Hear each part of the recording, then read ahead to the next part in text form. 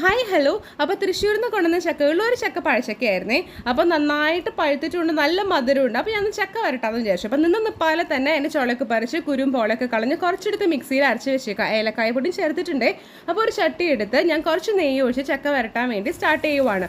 നല്ല മധുരം ഉണ്ട് കേട്ടോ. പക്ഷേ ഞാൻ കുറച്ച് ശർക്കരയും കൂടി ഉരുക്കി വെച്ചിട്ടുണ്ട്. അതേപോലെ കുറച്ച് നെയ്യ് ഒഴിച്ച് കുറച്ച് അണ്ടിപ്പരിപ്പും ബദാമും കൂടെ ഞാൻ വറുത്ത് മാറ്റി വെച്ചേക്കുവാണ്. ചക്ക നല്ലതുപോലെ വരട്ടി ഇതുപോലെ കളറൊക്കെ മാറി തുടങ്ങിയിട്ടുണ്ട്. അപ്പോൾ ഞാൻ ഇനി കുറച്ച് കഴിഞ്ഞിട്ട് നോൺ സ്റ്റിക്ക് പാനിലേക്ക് മാറ്റാമെന്ന് വിചാരിച്ചേക്കുവാണ്. അപ്പോൾ ഇങ്ങനെ ചക്ക വരട്ടാന്ന് നിങ്ങൾ ആലോചന നമ്മൾ ചെറുപ്പത്തിൽ ഇങ്ങനെ ഭയങ്കര നൊസ്റ്റാൾജിയാണ്. ചെറുപ്പത്തിൽ മനക്കൊടിയിലുണ്ടായിരുന്നപ്പോൾ ചക്ക സീസണിൽ ചക്ക വരട്ടാന്ന് വെച്ച് കഴിഞ്ഞാൽ വലിയൊരു ഉത്സവമാണ് കേട്ടോ. കുറേ നാളത് സ്റ്റോക്ക് ചെയ്യാനും പറ്റും.